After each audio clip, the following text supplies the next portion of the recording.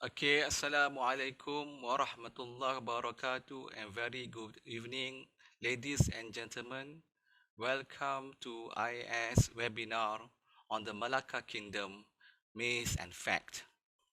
We are indeed delighted to have our distinguished Associate Fellow, Dr. Alexander Wain, or we call it Alexander Wain, who is also Associate Fellow of IAIS Malaysia.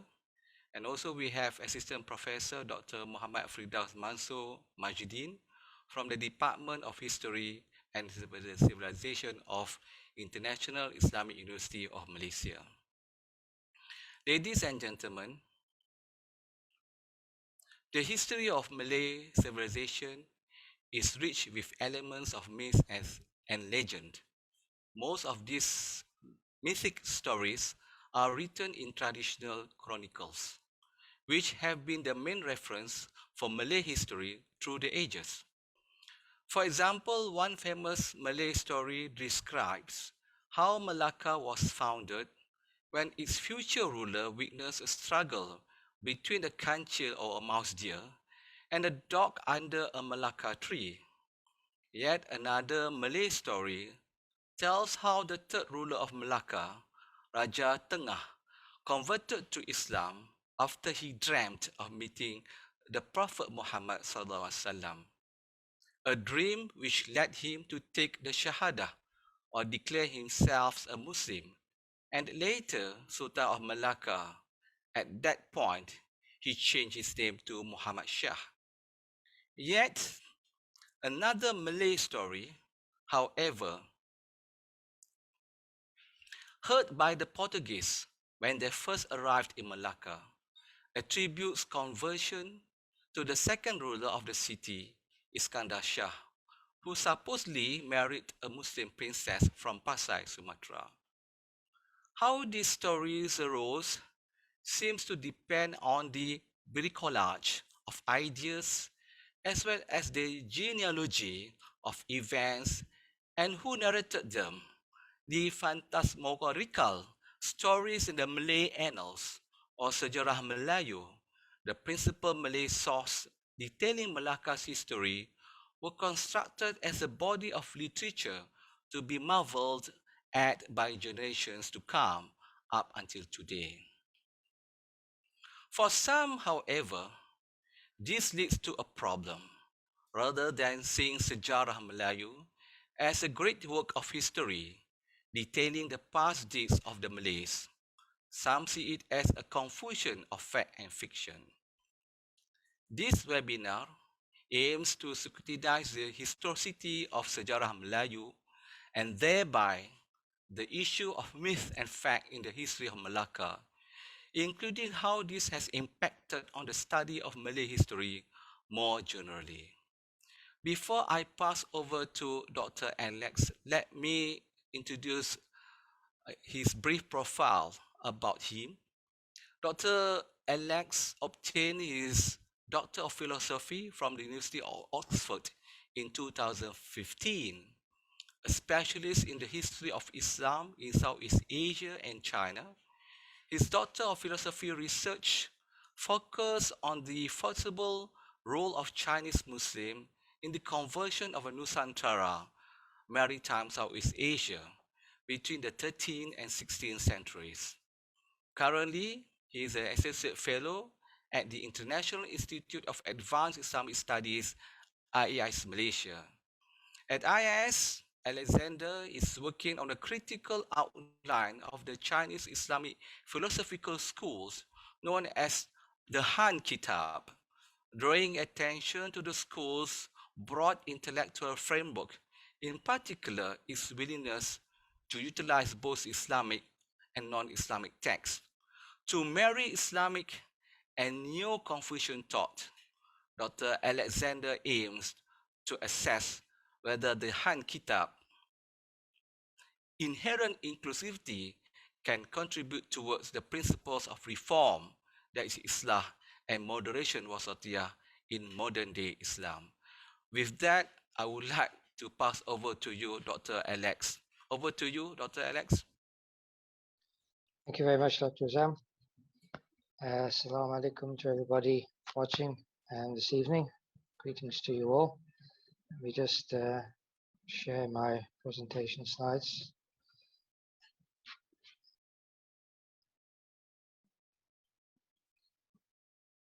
Okay, so if that's all okay, everyone can see that. Okay, so the topic of today's seminar, which I'm very grateful to have been invited to speak on, is about the Malaka Kingdom, fact and fiction, myth and fact, I should say. Now, when I was first asked to participate and to speak on this topic, my first thought was to perhaps go through a list of the controversial happenings that are associated with Malaka, such as its conversion to Islam, or Hang Li Po, was she a Chinese princess or not? Did she exist or not? Hang Tuah, did he exist? Issues like that, and go through them and examine the evidence in a kind of objective, modern scientific way. But the more I thought about it, the more I realized that to do that would really to miss the issue here of why we talk about myth and fact when we're talking about the Malacca Sultanate, about why so many things to do with the Malacca Sultanate, despite the fact that it didn't happen that long ago in history. It's not something that happened 3,000 to 4,000 years ago. It's only 600, 500, 600 years ago. And we have historical texts regarding it. You know, not just Malay texts, but Portuguese texts and so on. We have some archaeology, not as much as we would like, but we have the archaeology, and the city is still there. So why is it that it's so controversial? Why is Malacca, the history of Malacca and its sultanate, so controversial? And this essentially comes down to how we today read the Malay texts relating to Malacca, whether it's the Sejarah Melayu or the Hikayat Hang Tuah, or any other early Malay text that refers to Malacca and its legends and its stories. So what I want to do today is not so much go over the legendary stories that deal with Malacca, although I will be dealing with some of those relating to Hang Tuah. What I want to do is start off by talking about how we understand the history, Malay history, and how that understanding has led to a misunderstanding, as I would say, regarding the myth versus fact perspective that we have. The fact that we dismiss so much that happened in Malacca, including Hang Tuah, as myth, is a result not of the lack of evidence for what happened in Malacca, or what Malacca was like, but because of the way that we, as modern historians, have been trained to look at the Malay sources. So my first few slides are going to be about historiography, basically, and about how we do that, why we look at it, Sejarah Melayu, etc., the way that we do. And then from there, I hope to tease out the necessity of rereading Malay texts. And I will then, at the end, try to do such a rereading in the context of Hang Tuah. I will ask the important question, which is quite a burning question these days: did Hang Tuah exist or not? Okay, so let us begin. So, competing epistemologies. Okay, so I start off with a quotation. I think, therefore I am, cogito ergo sum, René Descartes, published in 1637 in his Discourses. Now, why am I starting with that? Simply because that sentence, those brief few words, 3 words in the original Latin, created a shift in Western epistemology. Before Descartes, knowledge in the West had been constructed in a similar way that it is perhaps in the Islamic world, where true knowledge, true truth is rooted in God, in the church, in the Bible. That this is the core of what we would consider truth, of the guide towards looking at the world in the correct way, of properly seeing and perceiving the world around us, and that any study, including historical study of the world, should be rooted in the knowledge of God, knowledge of the Bible, knowledge of Jesus, and so on. But Descartes turned that on his head, because with that statement, as I'm sure many of you know, he was trying to push the boundaries of rationality. He was trying to determine what knowledge he could be certain of. And he decided that he could doubt the existence of God, he could doubt the correctness of the church, he could doubt the existence of Jesus, he could doubt all of those things. The only thing he couldn't doubt was the fact that he was thinking, that his rationality existed, and that on the basis of that rationality, he could begin to try and understand the world around him. So that short sentence, I think, therefore I am, essentially situated the individual, the rational thinking individual, as the center of knowledge in Western civilization, in displacing God and putting humankind in that central position. And that's very important. It's not just a obscure philosophical concept, because with this happening at the dawn of the Enlightenment and in the surge in new forms of knowledge, new ways of knowing, the evolution of different disciplines, scientific disciplines, social disciplines, and so on, that statement set up a series of dichotomies between the rational and the irrational, between the scientific and the non-scientific, between the objective and the subjective, and most importantly, between the Western and the non-Western. Because the rationality, the science, and those things that now, according to Descartes, formed the basis of truth, these were all associated not just in his mind, but in European minds in general, with Europe itself, with European civilization, not non-Western civilizations. Non-Western civilizations, whether Malay civilization, Chinese, Arab, whatever, the Ottomans, doesn't matter, they could perhaps share some features of that, but only Western civilization contain that rationality, that scientific method, that objectivity. And that's important because, including in the sphere of history, it meant that non-Western forms of knowledge, including historical knowledge, including Malay historical knowledge, the type of knowledge we get in Sejarah Melayu and so on, suddenly became inferior to Western types of knowledge. And in the context of European colonial power structures, in the context of Europe being able to exert its military might over the rest of the world and control it politically, economically, and intellectually, that resulted in what has been termed by Boaventura de Sousa Santos, who is an Argentinian philosopher, it resulted in epistemicide, that is, in a systematic destruction of alternative forms of knowledge and ways of knowing. So in the context of history, beginning with Descartes and in the centuries that followed right up until the present, alternative ways of knowing history, of understanding what that is, were destroyed by European and then larger Western, North American, Australian, and so on, ideas of what that concept should be. Okay, so let us talk a little bit more, with that in mind, a little bit more of how that impacted the study of Malay history. So colonial attitudes towards Malay history, because I'm saying colonial because all of this really started in the colonial period.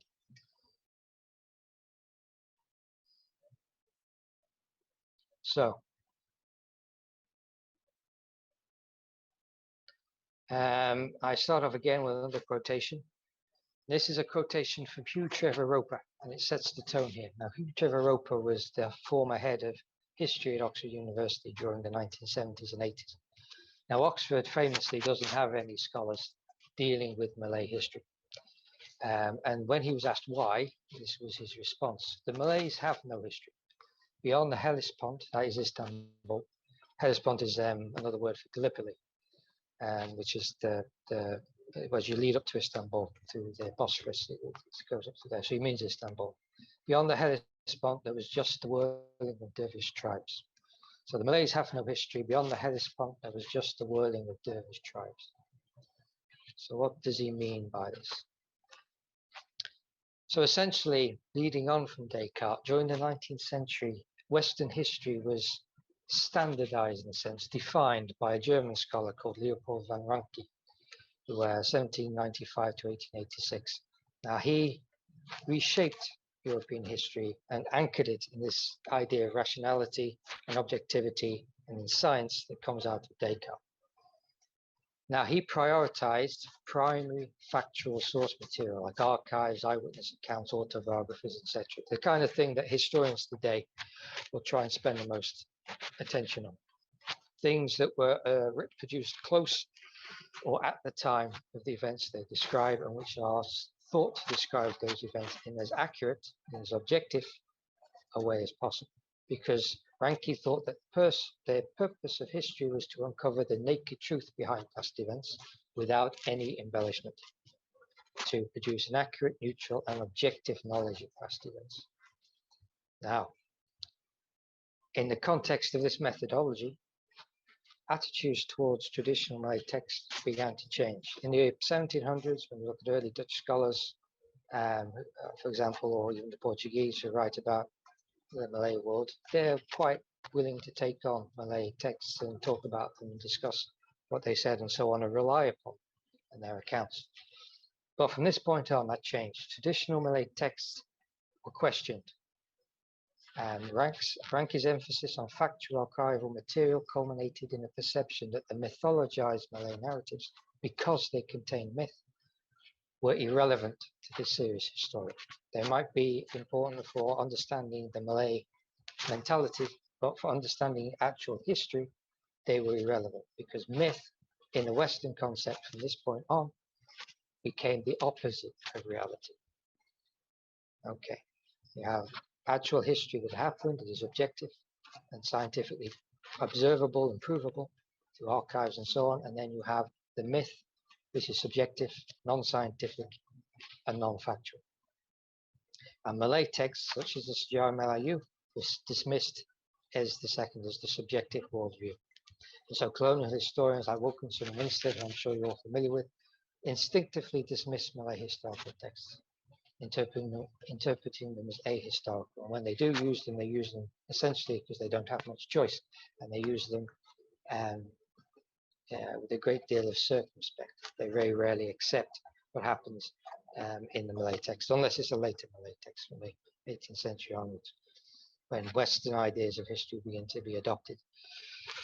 So this is important because it's from this point on that Malay texts, the texts that I mentioned at the beginning, is that we base the history of Melaka on, began to be questioned and undermined as sources of history, because, not because of anything inherent to themselves, but because of the way that Westerners, Europeans in particular, thought that history should be written. All right. But with the independence of colonial nations, this began to change. So as European colonialism ended, so coming up into the mid-20th century and the late 20th century up to the present, Asia and other regions began to witness a cultural revival, a revival in indigenous culture as they moved away from colonial history. Now, this movement, I would argue, and I will argue in a minute, has not been entirely successful, which is why we're still having forums like this one, discussing about whether or not Malacca history is factual or not. But this movement towards indigenous culture was accompanied in the West by the rise of post-structuralism. And this is important because it gave credence to different forms of history. It undermined the Cartesian idea of I think, therefore I am, and I'll explain this now. So post-structuralism, I'm thinking here about the work of Jacques Derrida and Michel Foucault in particular, they restyled historical inquiry away from the objectivity of people like Ranke and Descartes and so on, towards discourse, towards thinking about history as a linguistic narrative shaped by historical and cultural context, the historical and cultural context of the people who write it, not an objective reality. To unpick that a little bit, what I mean by that is that for people like Descartes, for example, and the people who come after him, what is crucial to understand about their concept of rationality is that it's based on the ability of the human mind to perceive the outside world accurately. So for them, language, the language that we use to describe the world and also to understand it when we think, because we think in our languages, right? That language is supposed to reflect accurately the world around it. Okay? The language is shaped by the world around it. And because of that, so when we use the word Islam, for example, Islam accurately reflects the physical object of Islam in the real world. That's what Descartes and Ranke and all the others, the colonial officials that I mentioned before, that's the assumption underlying their thought. Okay. But Foucault, in particular, turned that around. He said that reality doesn't shape our language shapes reality. Our language is formed in a vacuum, particularly when it, like a European language, talking about something like Islam, which is beyond Europe, which isn't European. Those words, that vocabulary for describing those things, is shaped by cultural context, it's shaped by assumptions, it's shaped by historical, economic, political, social realities, which create a particular worldview, and it's the worldview that shapes the language, and it's the language that shapes the world around us. So when we talk about history, what we talk about events that happened in the past, and we use our language to do that, the language is being shaped by our culture. Okay, so there's no such thing as objectivity. All types of history are objective. So are subjective, I should say. So in that context, Descartes' perspective was reinterpreted in the West and amongst indigenous scholars, particularly here in Malaysia and in Indonesia, more so in Indonesia actually. Cartesian philosophy was reinterpreted not as absolute truth and objectivity, but as a point of view, as a particular cultural point of view that did not acknowledge that it was a point of view, that thought it was actually universal. So for Foucault, he acknowledges the existence of every single cultural perspective, and that each cultural perspective, including the Malay cultural perspective, including the Malay historical cultural perspective, is valid for its own context, because it comes out of its own context. It shapes history according to its own understandings. And that had previously been overlooked because of the West, this kind of Western sense of superiority. So in Southeast Asia, starting in the 1960s, scholars like Qasim Ahmed and Zainal Abidin Abdul Wahid, who was a head of history at UKM and was particularly important in this regard, began re-exploring traditional Malay historiography, began reassessing its validity. What was it actually doing? Was it just myth and we forget it because all myth is subjective and we can't make history out of it? Or should we look at it again? And they did that by asking why Malay histories had been written the way they had. Why do they contain this mythology? And they noticed that their Malay historiographers, including Sejarah Melayu, otherwise known as Sulalata Salatin, right, but also other types of chronicles, whether from Java or from Sumatra, they were essentially genealogical. They were there to give a list of the rulers and to explain the origin of the rulers. And for that reason, they were often associated with royal households and kept in amongst the royal regala, along with all the instruments of power that indicated that somebody was the ruler of the kingdom. These books will go alongside those as symbols of power and authority. And that Qasim Ahmed and Zainal Abidin and other scholars as well, they concluded from that observation that Malay history wasn't written with the same purpose as Western history. Western history has been written to record and to describe events as they happen. That's not why the Malays wrote their history. They wrote their history to legitimate ruling houses.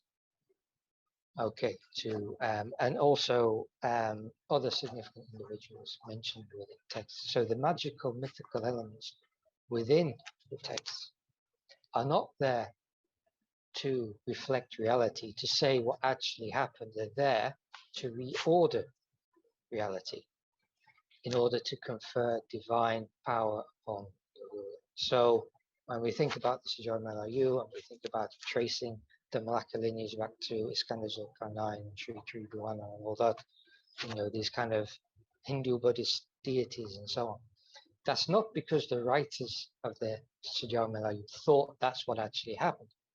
It's because they were trying to glorify the Melaka dynasty by linking it to what for them, was a source of sacred power and authority. Okay, and we see that as well in other places in regions such as Java, where the Babad traditions tend to link their rulers, particularly Mataram, with the rulers of Majapahit, because the rulers of Majapahit were seen as divinities, and the sultans of Mataram and Demak and so on wanted to draw upon that divinity and transfer it to themselves. So they always, so their texts always root them within the Majapahit period, their lineage within the Majapahit period. So early Malay writers, therefore, did not compose fictitious historical narratives as Westerners have tended to think. They merged genuine historical events with myth, co-opting the otherworldly aura of the latter to enhance the status of the former.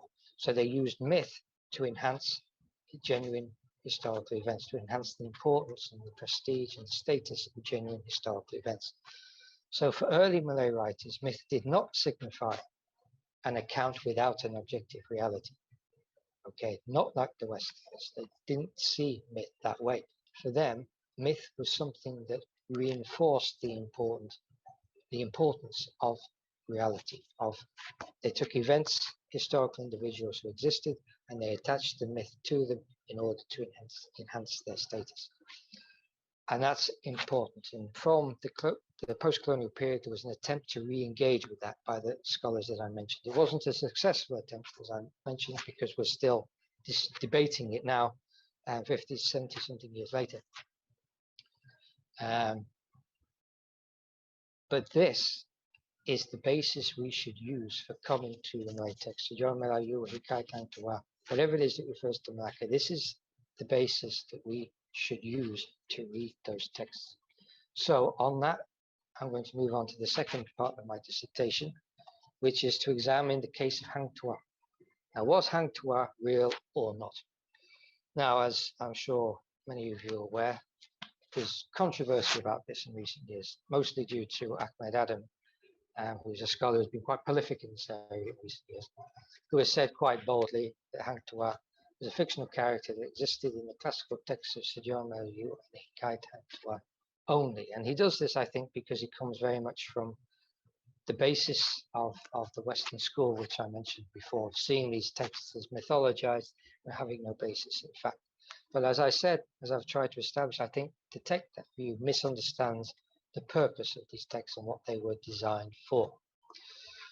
So let's have a look at why Hang Tuah is controversial, and then we'll have a go at reinterpreting the Malay text, and then look at some wider evidence to suggest whether or not Hang Tuah existed or not. So, as I mentioned, the mythological and also the late nature of the Sejarah Melayu and Hang Tuah is the primary reason for thinking that Hang Tuah didn't exist.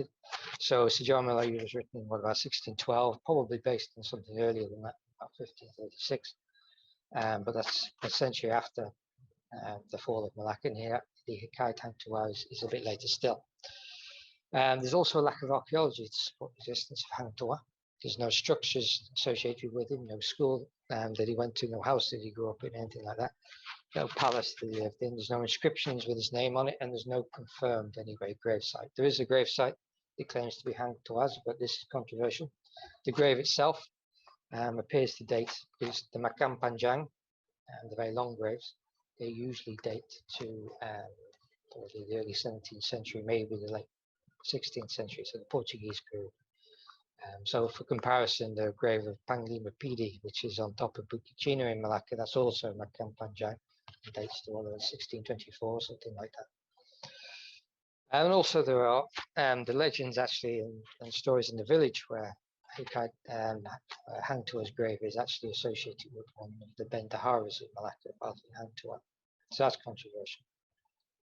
And then there's evidence in the story of Hang Tuah of appropriation. So some of the actions attributed to Hang Tuah in the Hikayat Hang Tuah, specifically associated with the war that supposedly occurs in that text between Malacca and Majapahit, for which, incidentally, there's no other evidence. Most of those events and those actions which Hang Tuah is associated with seem to correspond to events in the life of Abdal Jamil, who was the Johori Laksamana, who triumphed over Jambi in the Jambi-Johor War between 1666 and 1688, which is about the same time as the Hikayat Hang Tuah was written. So those things combined have been used to dismiss Hang Tuah in recent years. as fictitious, and indeed colonial writers before were probably a little skeptical about, at least about some of the things that were said about Hang Tuah. But some of this, as I've discussed, the mythologized nature of the text is what we're going to come on to, but even the lack of archaeology, for example, is perhaps a bit unfair to cite that as evidence against Hang Tuah existing, because the odds of having any archaeological evidence for the existence of a specific human being, it doesn't matter who, is very slim. I mean, there's no evidence, for example, for the existence of Jesus during his lifetime from the first century. Any evidence for the existence of Jesus comes much later with when people start finding churches and things like that. In the actual lifetime of Jesus, there's nothing. Similarly, there's no archaeological evidence for Moses or Abraham or any of those people either from the Bible.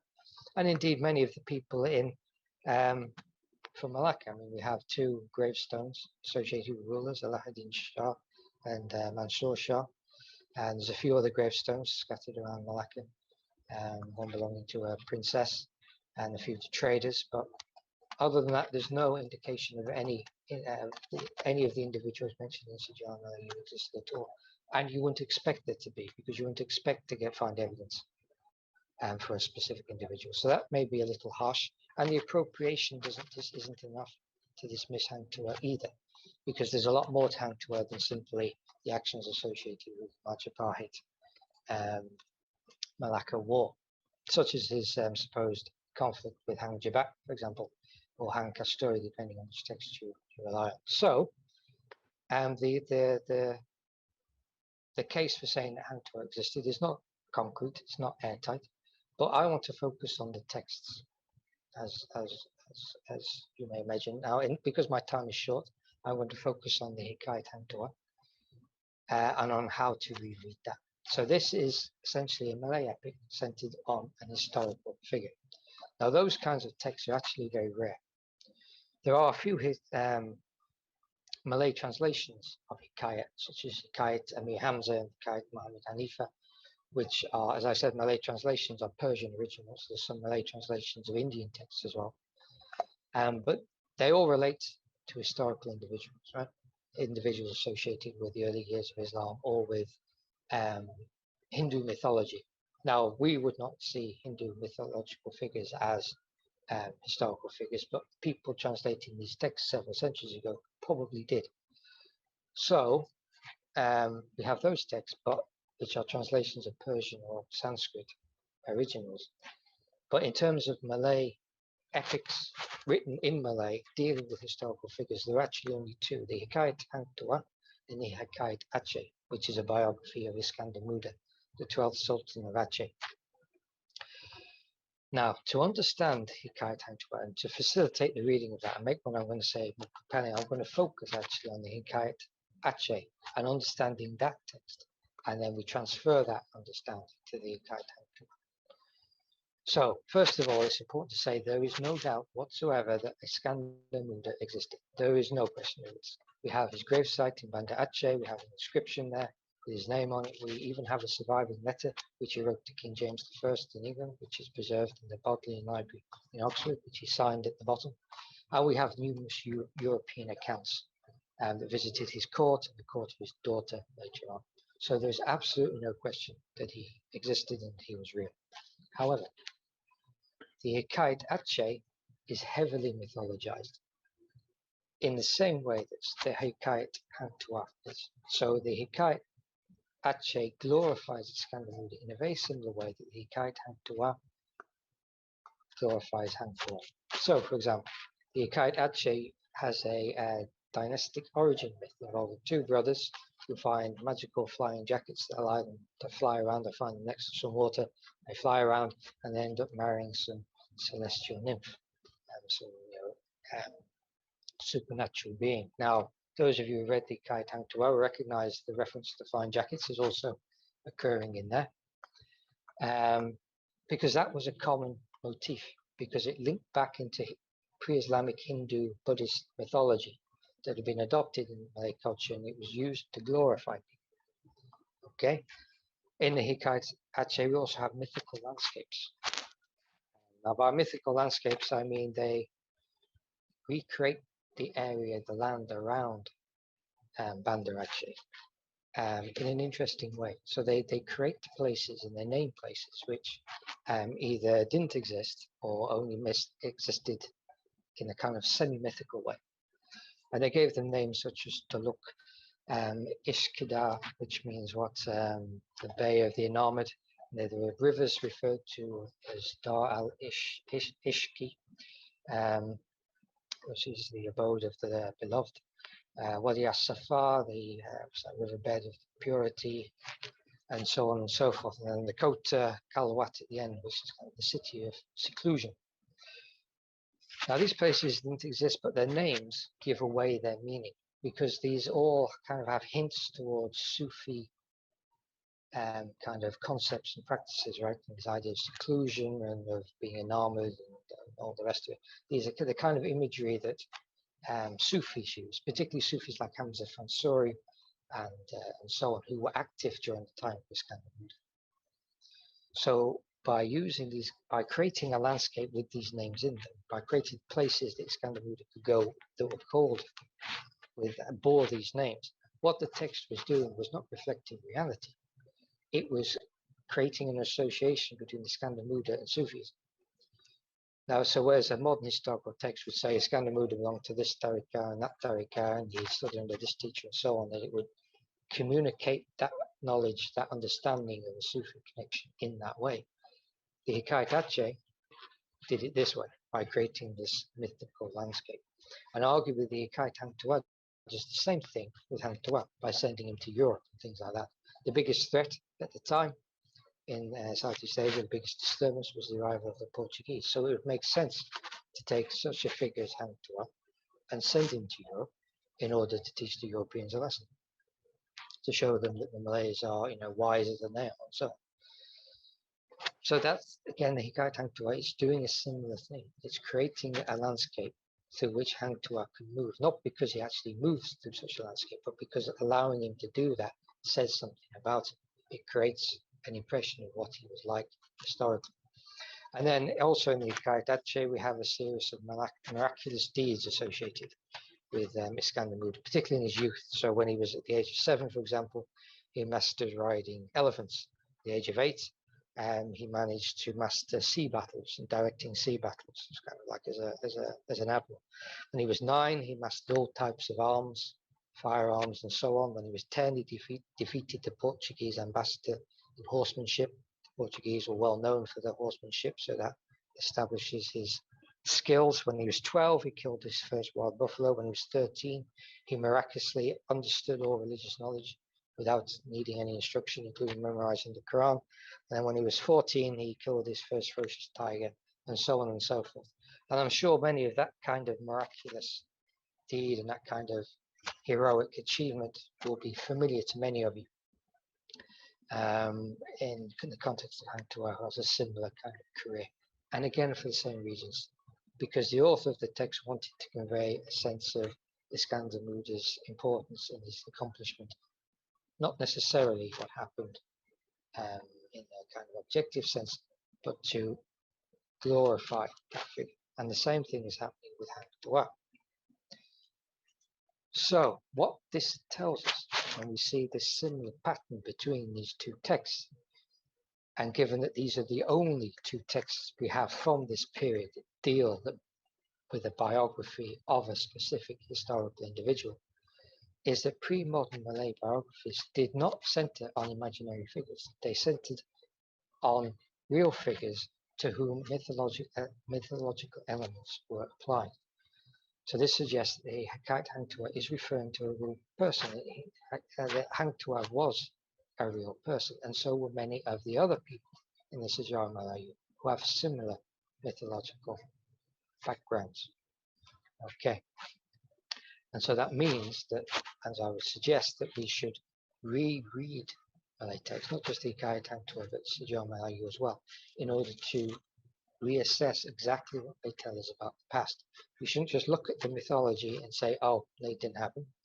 We should look at the mythology and understand why it was being used, and understand that it would only have been applied to somebody who actually existed and whose actual life justified the application of that mythology.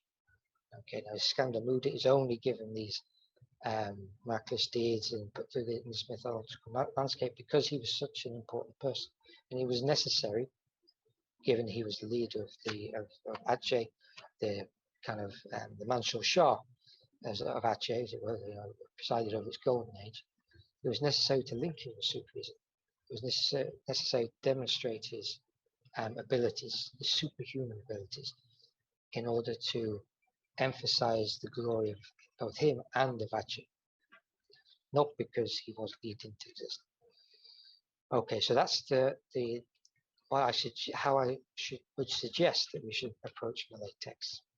But just to drive home the point, let's kind of go back a little bit to the Western way of looking at these things, the more objective way of looking at these things, and see if we can find confirmatory evidence for Hang Tuah's existence in a wider field. This will bring my presentation to a close, because it's okay for me to say, oh, well, the mythology does this and does that, and therefore we should think of Hang Tuah as a glorified historical figure rather than a fictional figure. But if I can demonstrate here, as I hopefully will, that there is evidence to suggest that Hang Tuah did exist independently of the Malay text, then it kind of it drives that point. It makes it more likely that that point is correct, that this use of mythology is correct. So it's important to note at this point that there isn't, and this is the stumbling point, there isn't a reference to the name Hang Tuah in another text other than the Sejarah Melayu and the Hang Tuah and similar sources. Outside of that, in European sources, etc., there isn't a named reference to Hang Tuah, but there are references to an individual who probably was Hang Tuah. So in the Summa Oriental of Tomé Pérez, for example, which is the source par excellence for studying early Malacca, because it was written in Malacca immediately after the Portuguese conquest, using Malay sources and the Javanese chronicle that may have been written in Malacca. Now, according to that text, Malacca had 3 Laksamana, 1 under Mansor Shah, 2 under Mahmud Shah. Now, he doesn't name any of those 3 Laksamana, but he says there were only 3. Now, that's significant because the Sejarah Melayu also says that there was only 3. And it says there was 1 under Mansor Shah and the other 2 were under Mahmud Shah, so the same as Tomé Pérez. But unlike Tomé Pérez, the Sejarah Melayu obviously names them. Hang Tuah is the first one, who goes right up to the early Mahmud Shah period, and then Khoja Hussain and Hang Nadim are the other 2.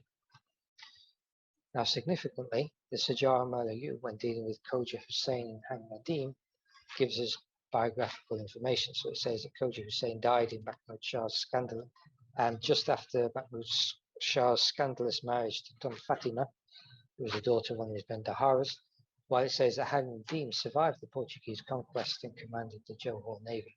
Now, the Portuguese sources, not just the Summa Oriental, but more generally, confirm those details about the last 2 Laksamana of Malacca. Indeed, it refers the Portuguese tried to co-opt Hang Nadim into their own army to fight Johor, but he refused and stayed in Johor. So the existence of those 2 people is confirmed by the Portuguese sources. So if we have confirmation of the last 2 Laksamana of Malacca, why is the first one not Hang Tuah is the question. If we can confirm that Khoja Hussain Hang Nadim are the last 2, as stated in the Sejarah Melayu, then why not Hang Tuah as the first?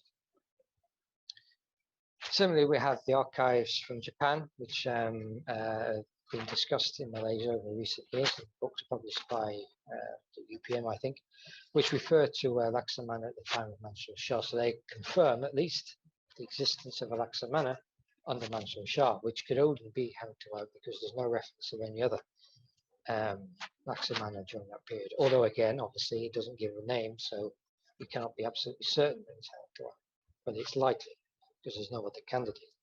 Interestingly, also, the Sejarah Melayu doesn't just name Hang Tuah as, I mean, if you have mythological figures that are pure mythological figures in other parts of the world, including in the UK, for example, where I'm from, those mythological figures tend to exist in isolation.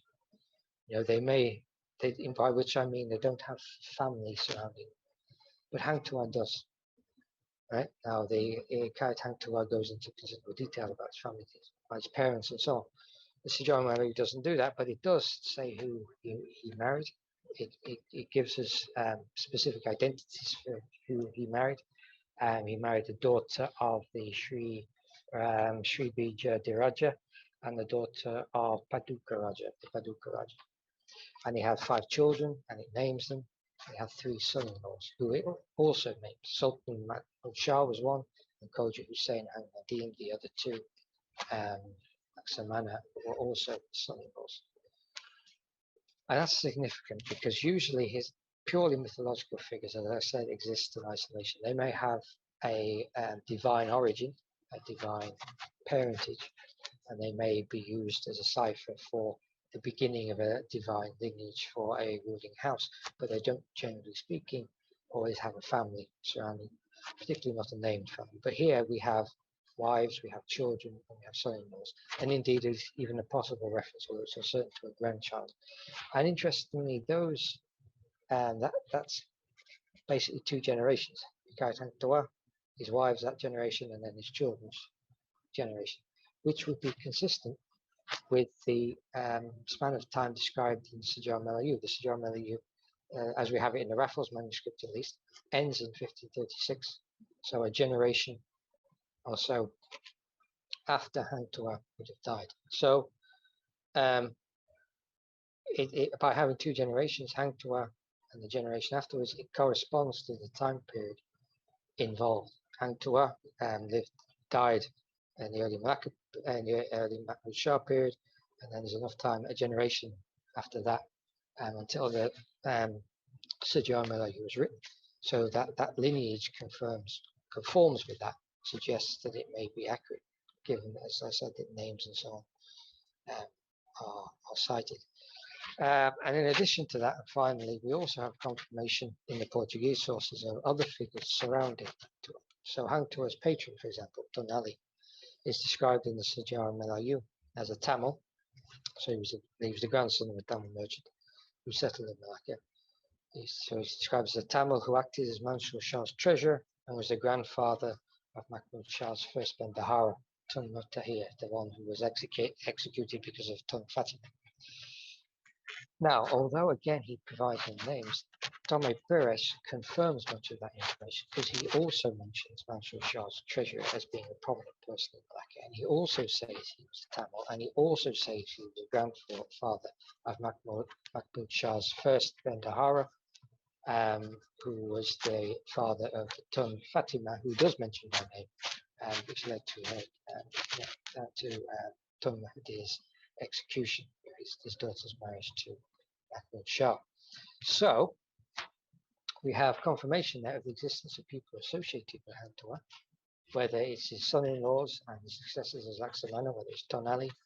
We have confirmation that there was a Laksamana during the period of Mansur Shah. We get that from the Portuguese and we get it from the Japanese. And we have a lineage in Hang Tuah of his descendants, which provides names, provides a couple of generations, which again suggests that he was real. So that would confirm the idea that he was a real person to which mythological elements were added. So that's my conclusion. So the Malay texts were written to legitimate and glorify their subjects using mythological elements.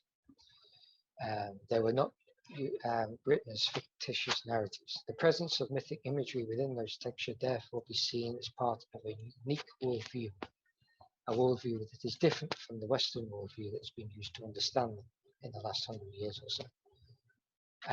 There's the mythology does not discredit them, it does not discredit the sources or the individuals mentioned within. And that's the important point I want to get across here.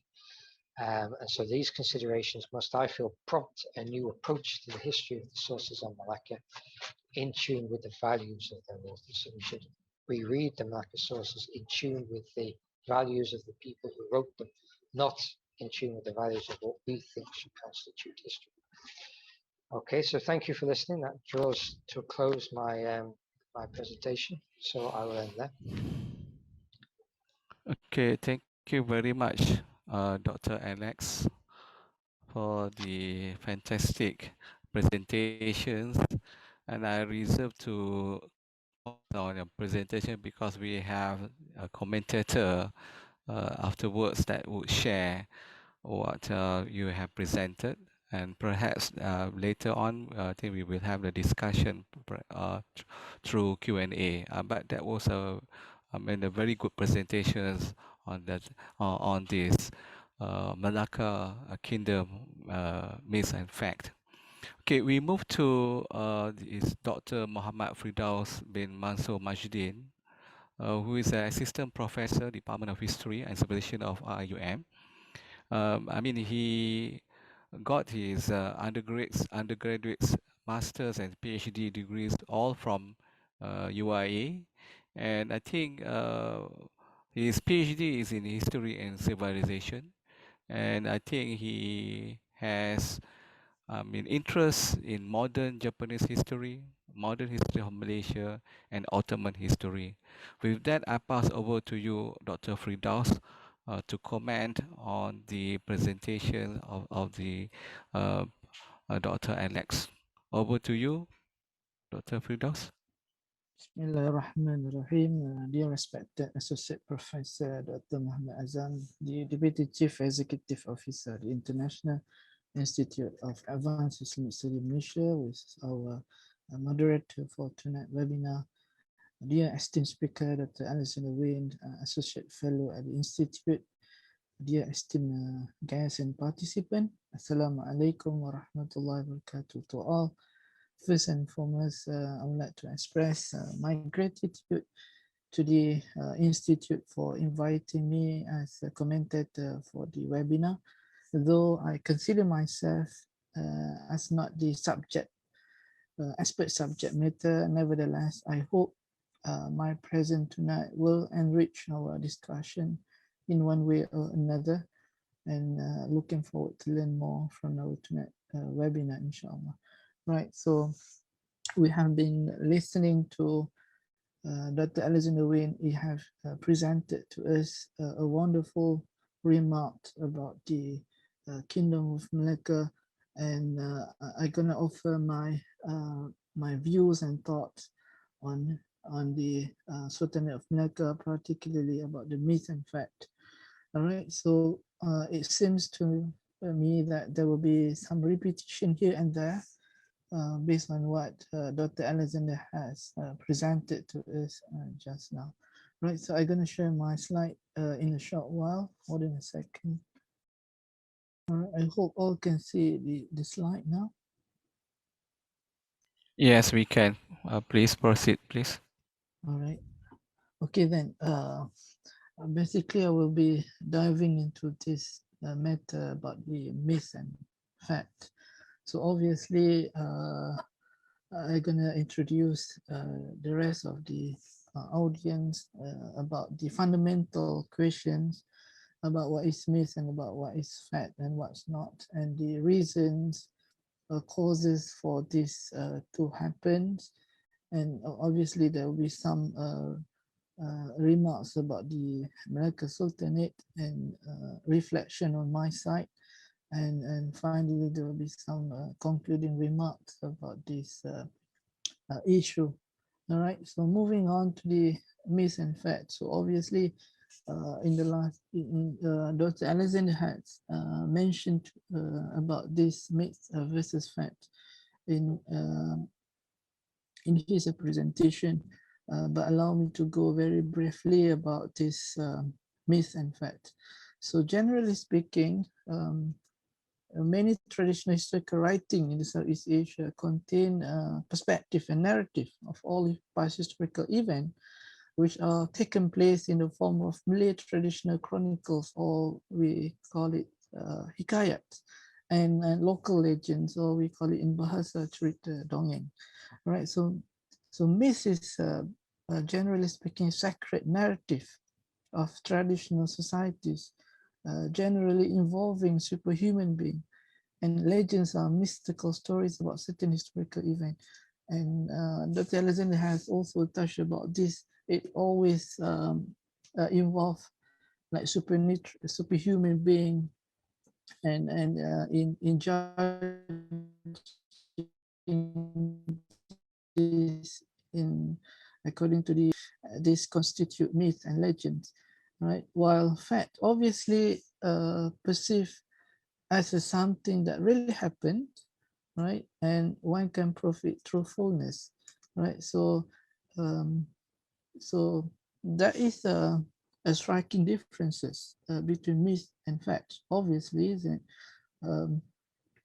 Fact is something that known and can be proven, while myth, um, obviously, there are some controversial things surrounding the event, and in this context, referring to the Sultan of Melaka.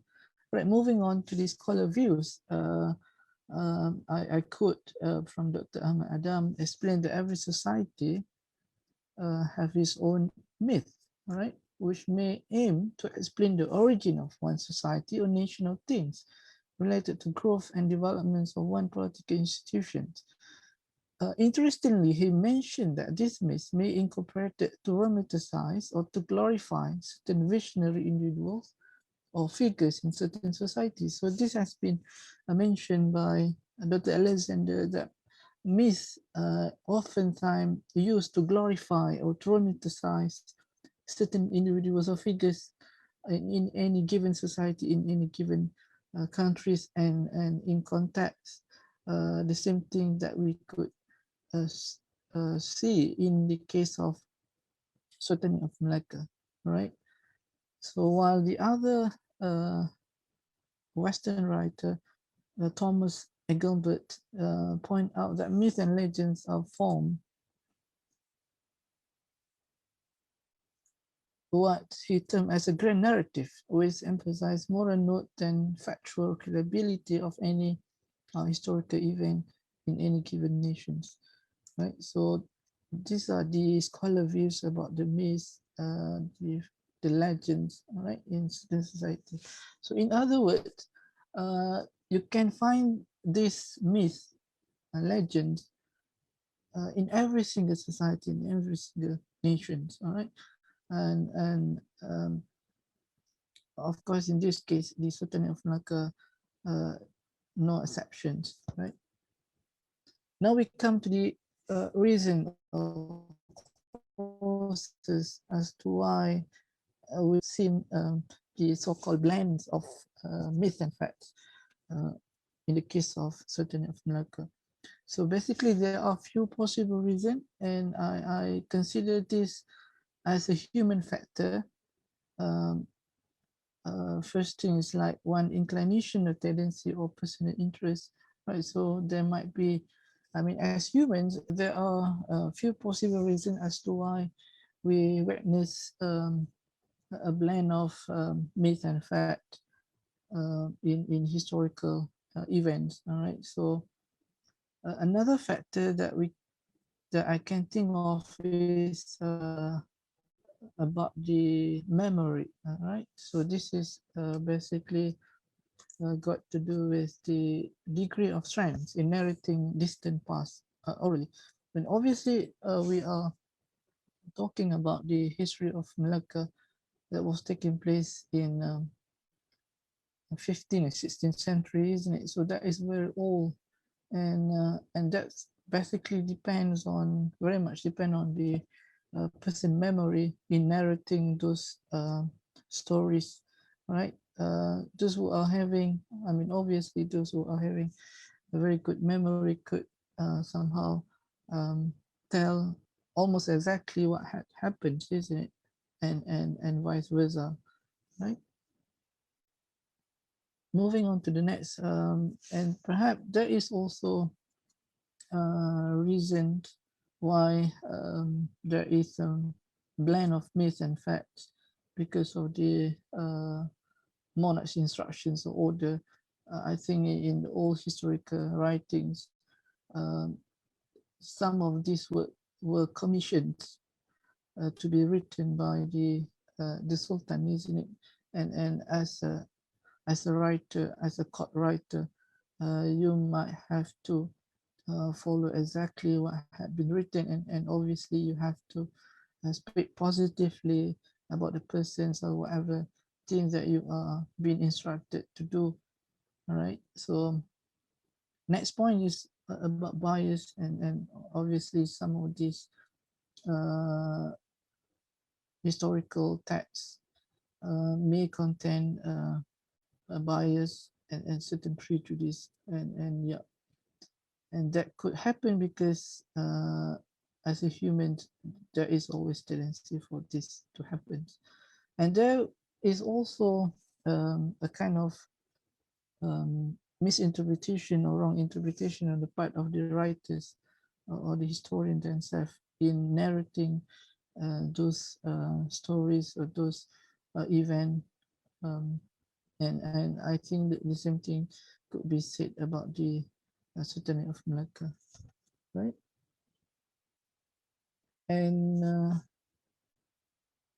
limited resources on the part of historians, all right, while having not acquired other required expertise or skill like philology and working in silo, not using interdisciplinary approach in interacting with this distant past, all right, distant past, and obviously the Sultanate of Melaka is one of them, right? And lastly, I consider this as a technical because it's depend on the technology that the people had at that time. Is it obviously we didn't have this very sophisticated technology, and therefore they had depended very much into this perhaps oral history and this hikayat or chronicles, isn't it? All right. Now we are moving to the Melaka Sultanate in context about these myths and facts about the Malaccan Sultanate. When we trying to understand the Sultanate of Malacca, we try to find as many sources as we can, and here obviously Sejarah Melayu is one of the most important historical texts about Melaka. And besides Sejarah Melayu, we have also other sources like Arabic sources, Chinese sources, and Portuguese sources that are mentioned by the scholars out there. But obviously, Sejarah Melayu at the expense of the other sources form a very significant and instrumental tool for us to get to know about the Sultanate of Melaka, right? And allow me to introduce a bit about the Sejarah Melayu, right? So Sejarah Melayu is a literary work that gives a romanticized history of the origin, evaluation, and demise of the Malaccan Sultanate. And the work was composed sometime between 15th and 16th century, and this is considered one of the finest literary and historical work in the Malay language. And therefore, it is not surprising for the historian that wanted to study this Sultanate of Melaka, they will definitely refer to this Sejarah Melayu because it was written generally between 15th and 16th century, where the Malacca Sultanate was created or established. Right, moving on. And it was traditionally written in a classical Malay on a traditional paper in Jawi script. And basically this text, this original text has undergone numerous changes, and the oldest known text was dated 1612. And this was later known as the Raffles MS number 18.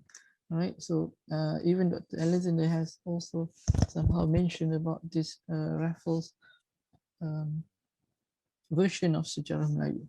All right, so this is some example of Sejarah Melayu because we have if I'm not mistaken, about 32 versions of Sejarah Melayu, right? So we have John Leyden versions, of course, this Shelabia and Cecil Brown, all right, to name a few. Right, so now we come to the myth in Sejarah Melayu. So basically the myth centered around the character of Sang Nila Utama, who was famously known in our world to the Malaysians as to the Malay in particular as a Parameswara, and this had got to do with his ancestry lines, right? So there are some description about this in Sejarah Melayu. Let me go quickly to the summary, what we can find about them, right? So in summary, in the Latin versions, Sang Nila Utama is the child of a union between Sang Sapurba, who was the Raja Suleng son, and the daughter of Demang Lebar Daun. While in the Raffles version, Sang Nila Utama is the son of Raja Suleng himself, while Sang Sapurba is Sang Utama brother. And in this version, it is Sang Utama who married the daughter of Demang Lebar Daun. So here we have seen in a quick note that there are different versions, and part of it, as Dr. Alexander has mentioned somehow in his presentation, that the Sang Nila Utama trace his ancestry to the Iskandar Zulkarnain, and I think you may have heard about this, Alexander the Great. Although there are also controversies whether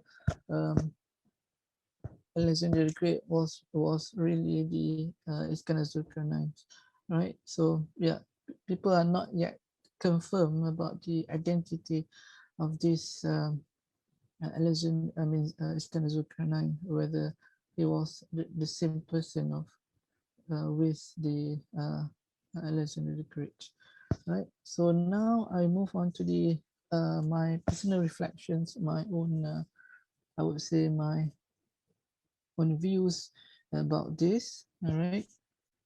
So basically, we are dealing about this historicity, historical authenticity in general. So how do we address this issue, right? How do we authenticate any event or occurrences in the past? And what are the obstacles and challenges faced by the historian in doing this? And of course, we face these issues, right? Issues of authenticity, validity, or credibility and reliability of the historical texts or sources, right? And how do we go about this? Modern historian, I think Dr. Alexander have mentioned this figure named Leopold van Ranke have influenced modern history, right? So the professional historians are very much influenced by his ideas about this, referring to primary sources, is it in authenticating or in validating any event in the past, right? So these are the issues that the historian face. All right. So in order to prove, all right, in order to prove the validity and authenticity of any given historical sources, the historians will subject, all right, the historian will subject these historical sources to what is known as source critics or source criticism, right? So in within source criticism, there are principles or mechanism used by the historians in interacting with the primary sources. So they apply these methods known as internal criticism and external criticism, right? So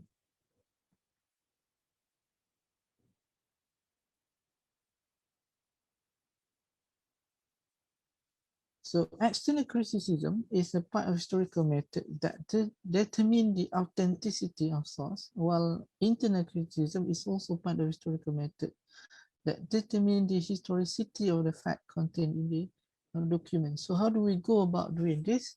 I cited this from Newman's. So if you are using the external criticism, you will be analyzing this primary document and you will be asking the following questions, like when it was written, why it was written, why did it survive, who was the real author, was it authentic? And then we move on to the internal criticism.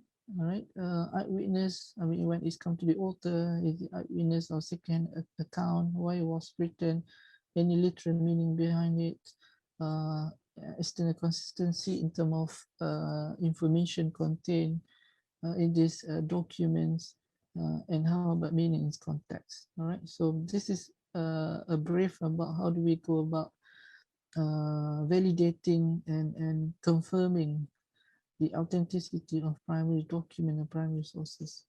Right, so I think this is going to be a very clear illustrations, all right, in our attempt to address, to understand past event.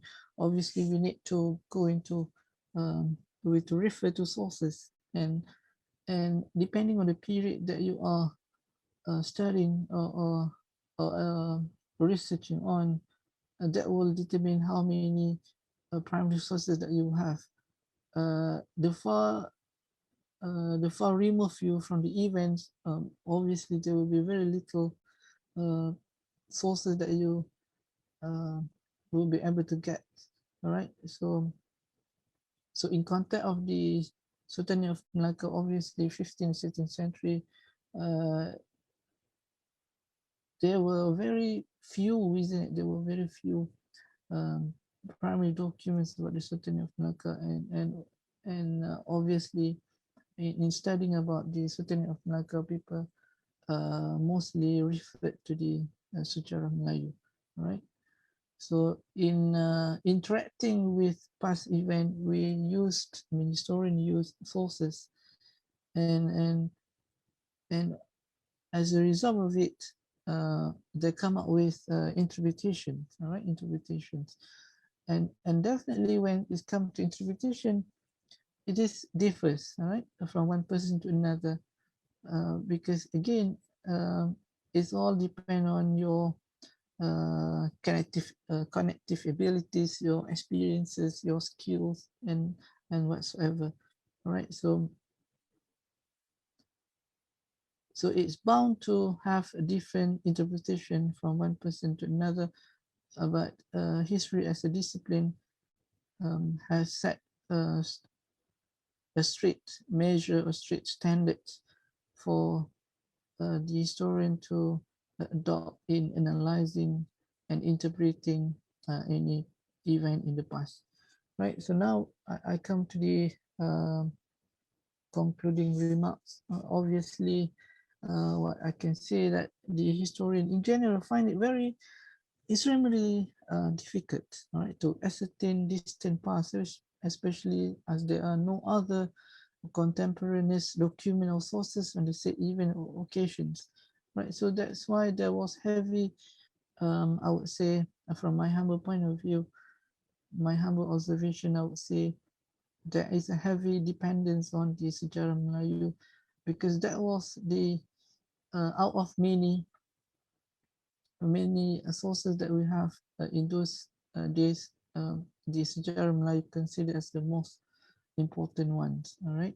So yeah, as far as historicity is concerned, the historian have developed strict standards, right, of accepting through event, not simply following any rumors or hearsays, and what's more, myth and legend. Uh, Nevertheless, on another note, I would say myths and legends somehow are really part and parcel of the society. All right, imagine yourself reading all historical texts. Uh, you will definitely find these supernatural descriptions about the figures, about the event, and that will somehow, I would say, spark your curiosity, your interest, and you are probably getting more interested. Otherwise, you might feel um, uninterested, and you will leave it, and you will not continue reading. All right. So that is, I would say, my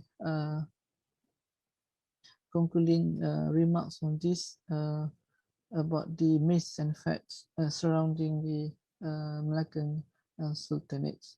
Right. That's all. Thank you very much for lending your ears. I over to you, Prof. Okay, thank you very much, Dr. Firdaus, for your presentations, commenting, I think adding points what Dr. Alex just raised in his presentations. And I suppose that I think there are similarities as well as there are also the differences point of view pertaining to your thought on the subject matter. But I think we have, questions from the participants, either through Zoom as well as from the FB, FB viewers. Just before we go to that questions, just very quick. From my understanding from Dr. Alex's presentations, I mean, he did, believe that Hang Tuah exists with all the points that he had shared. But Dr. Firdaus, what would be your point on this, or your view on this? Perhaps, maybe you did not indirectly share in your presentation. Yeah, that is another myth, isn't it? I mean, people will say Hang Tuah is not really existed. But based on my observation, my reading, many evidences point out to the real existence of Hang Tuah.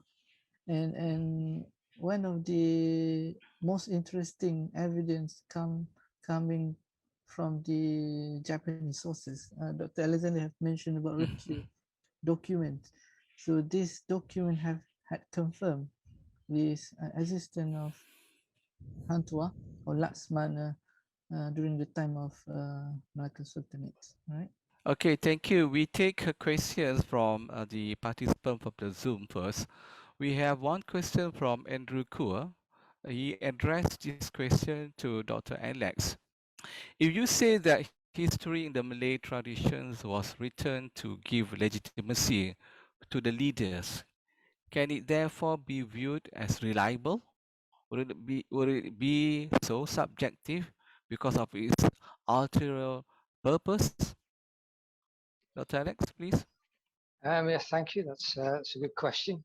I think what I was trying to get to is that we should look beyond seeing these sources in terms of objectivity and subjectivity, because I think this is something that Westerners have imposed on them. So we shouldn't look at the way that that the author of the Sejarah Melayu, for example, has glorified the leader of Malacca, and therefore just dismiss it as subjective because there's an ulterior motive. I think what we should do is try and think beyond that to what lies beneath the text, to what is the motive for that glorification. So, for example, the rooting of the Malacca dynasty in a lineage that goes back to Iskander Zulkarnain, which was mentioned a little while ago. The question isn't, did that actually happen? Is that link genuine or not? The question is, why did the author of the text feel the need to make that connection? And what influences were at play on them that made them feel the need to do that?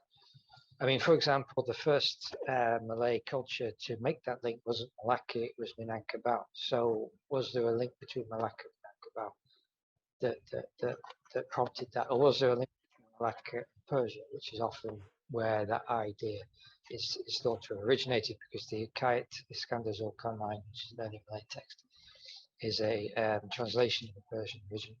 So we should be looking at issues like that. What does that glorification? I mean, there's essentially two levels to the text. There's the outward glorification at the top, which is what we read, and then which in the past we've tended to dismiss as mythological, and therefore there's no value to the text.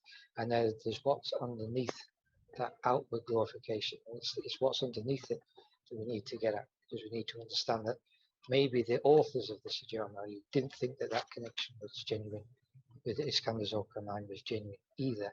But they made it, they chose to make it for a particular reason, and it's that reason that we should try and tease out. And it's in that reason that the history lies.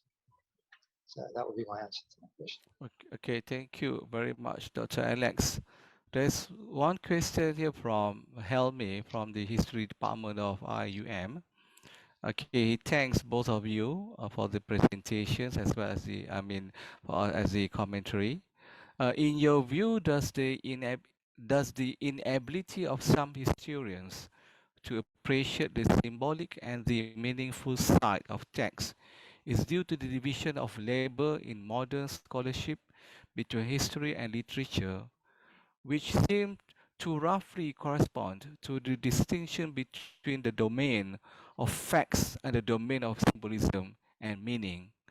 And having said that, of course, I am aware that there are approaches in history that are quite attentive to cultural symbolisms and meanings. Example, cultural history. But I think the cult of the facts is still dominant in historical studies. Comments by both of you, please. Shall I go first? I think you're right. I think there is too much of a demarcation in scholarship between history and literature, and that this is tended to create this idea that mythological devices, for example, belong in literature and are symbolic and lack kind of a truthful meaning. And then the historical side, which is looking more towards fact and objectivity and so on. So I think there is that division, which has perhaps created a misunderstanding of the text, I would say. So I would agree with you on that. Okay, thank you. Dr. Firdaus, do you have any comment? Yeah, I agree with Dr. Alexander. Obviously, the most important thing is to familiarize ourselves with the historical sources, and in doing so, we have to appreciate our surroundings, right? Our surroundings, things like cultural practices and whatnot. Obviously, this will help us in understanding any event in a better way. Yeah. Okay, thank you. I take questions from the FB viewers. A question from Nisa Ahmad. It is interesting to hear how Malay historians in the past had different approach and purpose in regards to recording past events that their Western counterparts and subsequently the current generation's approach on history. Is such approach unique to Malay historians or narrators in the past, or were there other civilizations that had similar approach to record history? I think this is open to any one of you.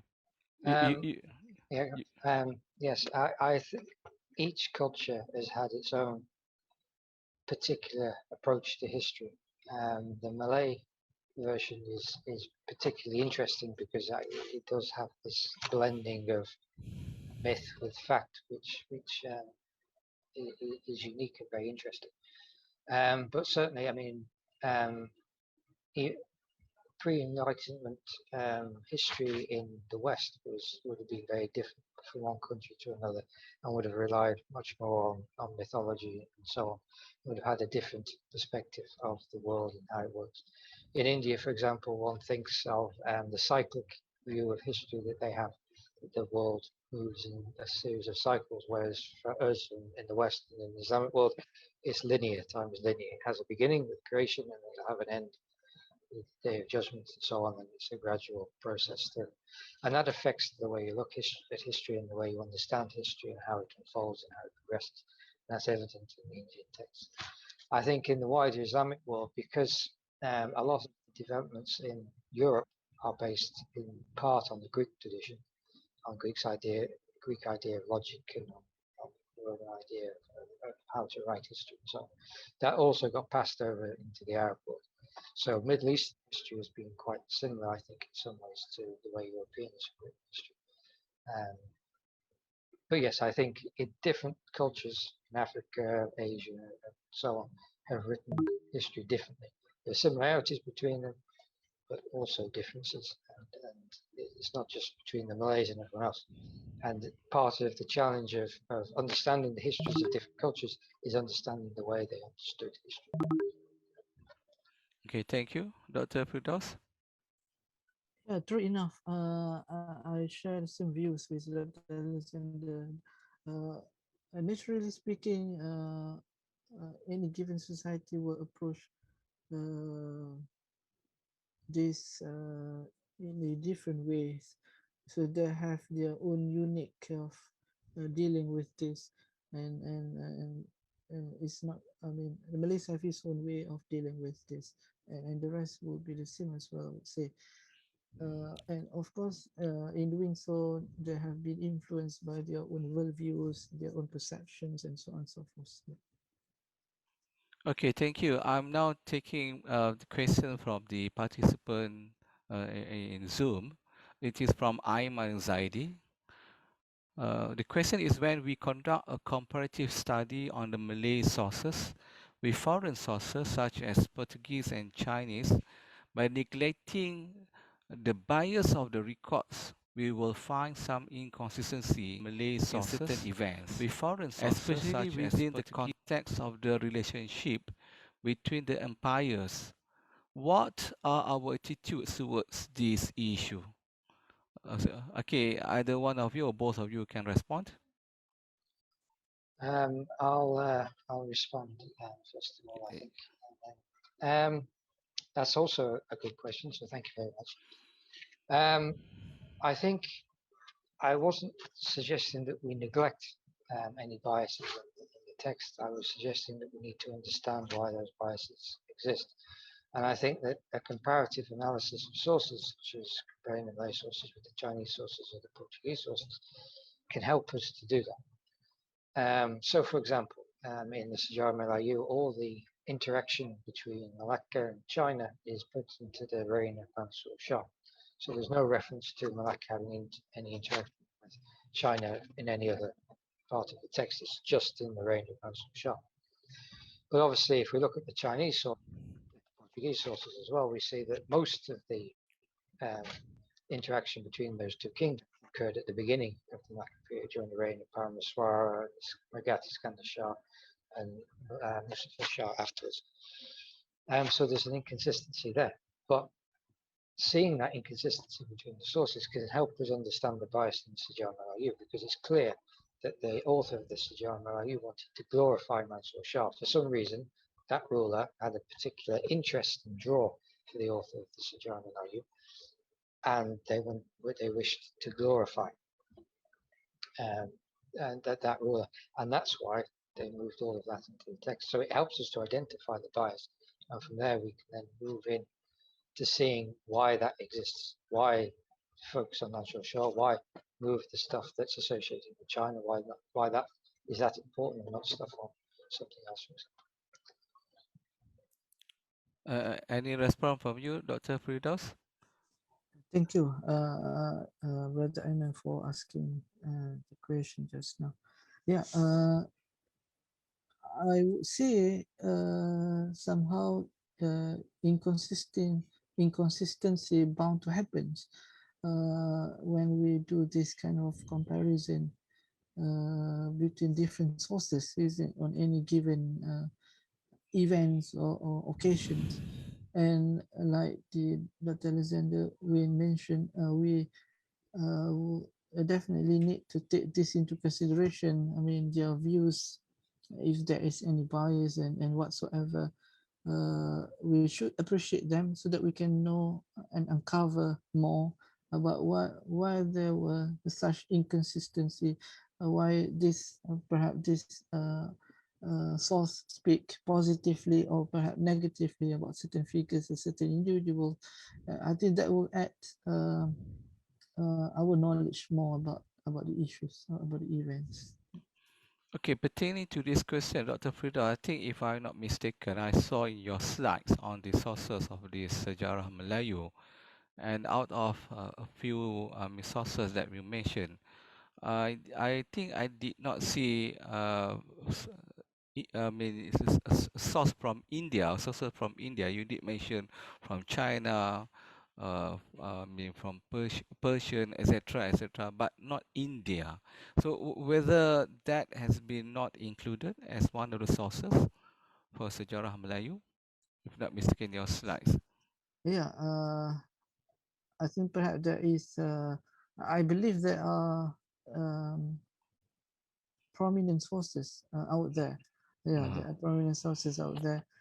It's just that on my side, I did not discover very specific, I would say, detail about those sources. So maybe somehow later we could enrich the audience about this.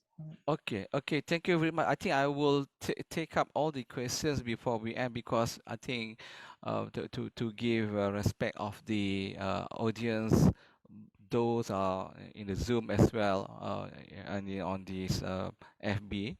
So questions from Suzadi Mohamad. He has two questions here. One, could you please explain the relationship between the Malay Patani Kingdom and Melaka, specifically in relation to Chinese historical records, which relate Patani with Melaka? And question number two, we should enrich and rely on classical Muslim ulama sources on Malay Kingdom instead of the colonial sources. What is your view on this? They were both on the same trade route, so there was significant connection between them. The trade route from China came down, stopped at Patani, and then moved around the Malay Peninsula towards Malacca. So Patani was a major stopping point on the way um, to Malacca, and there'd been a significant Muslim presence in Patani probably since maybe the 1300s, when there's evidence of Muslim gravestones being exported from Brunei to Patani, probably after the 1400s. So there's that trade connection, and the diplomatic connections would have gone along with that. But there wasn't. It didn't fall under the Malacca Empire in the same way that Pahang did, for example. There wasn't any intermarriages that I remember anyway between the royal houses. So that was primarily the connection that I'm aware of. Perhaps my colleague can elaborate on that. As for the second question, can you remind me what the second question was? We should enrich and rely on classical Muslim ulama sources on Malay Kingdom instead of colonial sources. What is your view on this? I agree that Malay sources should be focused on more in the writing of Malay history, rather than simply relying on the colonial sources, because the colonial sources obviously have their own sets of biases and prejudices attached to them. But at the same time, there's the limitation that, unlike, if you're studying China, for example, there's hundreds of sources, hundreds of pages of sources, written sources, inscriptions, and so on. Here in this part of the world, we don't have that embarrassment of riches, so you have to be careful and use what is there. So I think any source which deals with the period should be dealt with, because it will be of value um, for understanding the period. So we shouldn't just dismiss the Portuguese sources because they're Portuguese, for example. That was a trend in Indonesia in the immediate aftermath of independence, to ignore all foreign sources and only write Indonesian sources using only write Indonesian history using Indonesian sources. But that's difficult because it comes with its own set of problems, its own set of biases. The sources should be balanced against each other, because one will make up for another in certain areas, and so on. So Okay, thank you. There is one question from Sayuti Askarov. How are we to balance between our search for fact or authenticity in our history, and at the same time, not to lose our appreciation and proudness of our roots and identity, especially as a basis for the nation building today? Anyone can respond to Sayuti's questions? Yeah, I would like yeah, to. Okay, Dr. Firdaus, please. Yeah, I would like to respond to the question just now. Yeah, obviously, I think um, definitely we should appreciate, isn't it? Our own uniqueness in terms of culture and many more, while dealing with these historical sources. Obviously, if we were to view this from the modern standard, we have to make sure that the sources are authentic and originals in its strictest sense, isn't it? But at the same time, we have also to um, uh, recognize and appreciate the culture that we have, the legends that we have in any given society, in any given nations, and that is unique in one way or another, right? So I think that is the kind of approach that we should address while dealing with these historical sources that may contain myths or legends. Yeah.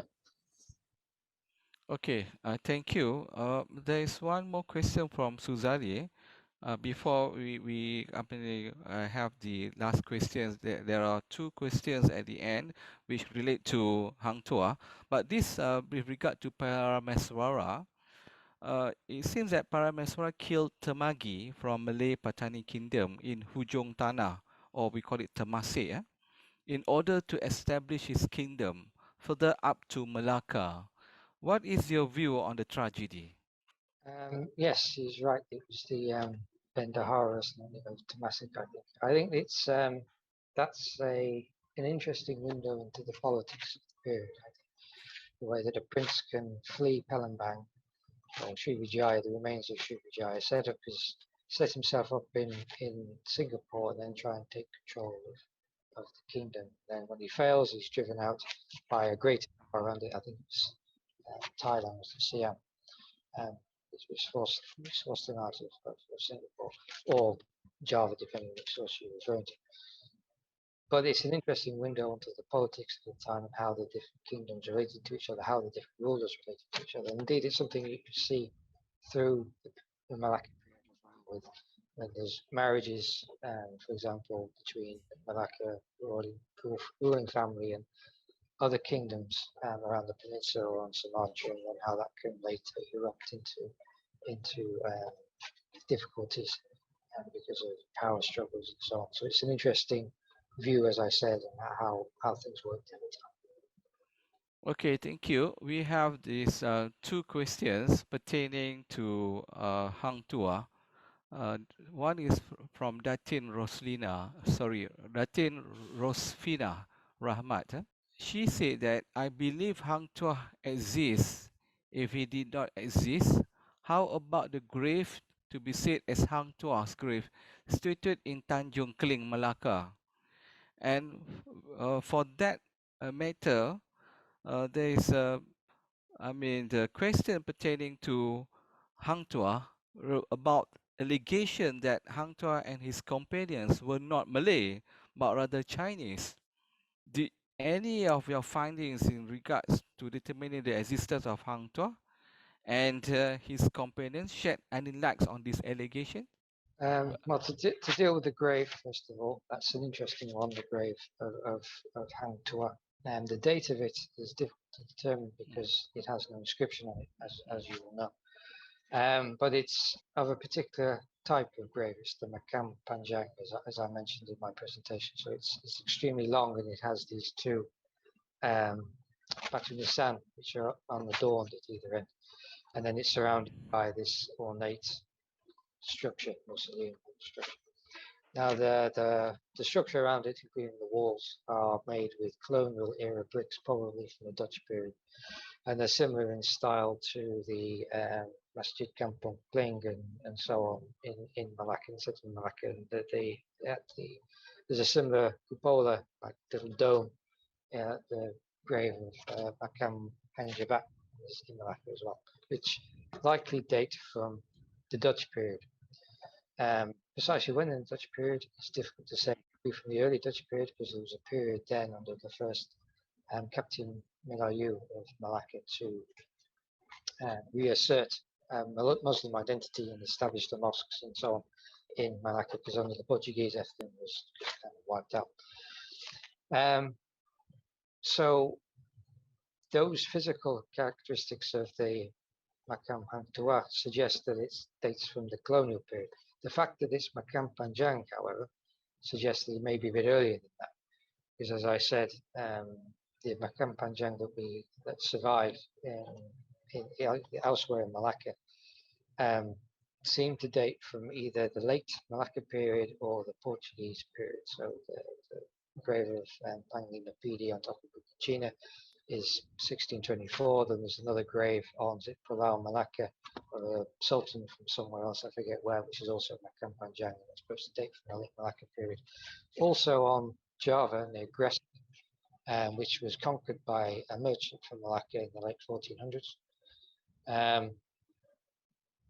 There are some Makam Panjang near there, which may be in some way related to that Malacca ruling family, because it appears to be 3 graves of a ruling dynasty, and perhaps, given that Makam Panjang were only found in Malacca, perhaps they relate to that, which would date them to the late Malacca period as well. So it's possible that the grave, even though it's been modified at a later time, does date to the Malacca period, to the very late Malacca period. But it's in the absence of an inscription, it's impossible to say. I think it's reasonable to say that it dates to the 1500s, but whether it belongs to Hang Tuah is another matter. But just because it doesn't date to Hang Tuah doesn't mean that Hang Tuah, just because it doesn't belong to Hang Tuah doesn't mean that Hang Tuah didn't exist. It just means that the wrong grave has been attributed to. Thank you. Dr. Firdaus, do you want to respond on that? I know there are a few more questions, but I think it is almost 10:15, but I'm not very sure whether we can take up these questions. Dr. Firdaus, if you may, the response to the question just now pertaining to Hang Tuah, and of course, perhaps after that, could wrap up all your presentations for this evening. All right. In responding about the graveyards, the tombstones mentioned just now, obviously we have to consider everything, every single things, right, in confirming about the existence of such graveyard. And Dr. Lavender mentioned this, that you have also to look at the external physical characteristic of the gravestones, the tombstone of the Hang Tuah. So because this will help you in confirming the existence of whether Hang Tuah was really, whether the grave was really belong to Hang Tuah or not, isn't it?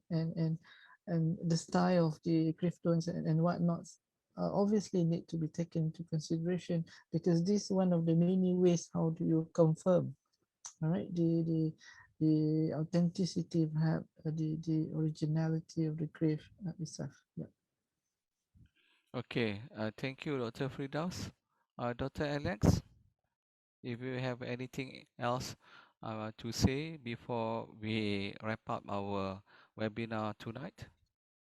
I think I'd just like to say, just to re-emphasize the importance of trying to look at Malay texts and Malay history in a different way than we have previously. Not because we want to continue glorifying rulers in the past unnecessarily and so on, but to try and understand why people in the past did that and what that tells us about them and about the historical events surrounding them. And I think it's important not to dismiss Malay texts because they're mythological, they appear to glorify people, as has been the tendency before, to say that these are unhistorical texts and they contain no history. Instead, to take a more nuanced view to try and understand what beneath the surface they're telling us that can inform us about the history of that period. Okay, thank you very much, both Dr. Alex as well Dr. Firdaus, and the participants on Zoom. I'm extremely sorry. There are a few questions that I cannot take up and been asked to the presenters, but due to time constraints, I think it's now 10:15, and perhaps that will be something that go beyond our schedule. But however, I think the discussion that we had tonight was really interesting, and the webinar on the Malay Kingdom, mix and fact, is really there, whether it is mixed and fact. There are some of the mixed and there some of them are facts, and that would be something that I think for us to explore more from our research. And I would like to thank again both Dr. Alex and Dr. Firdaus for spending their time tonight under this webinar under IAS. With that, I would like to thank everyone, those who are under the participants, what we call it, the participants on Zoom, as well as the AV viewers. With that, I would like to say good night. Assalamualaikum warahmatullahi wabarakatuh.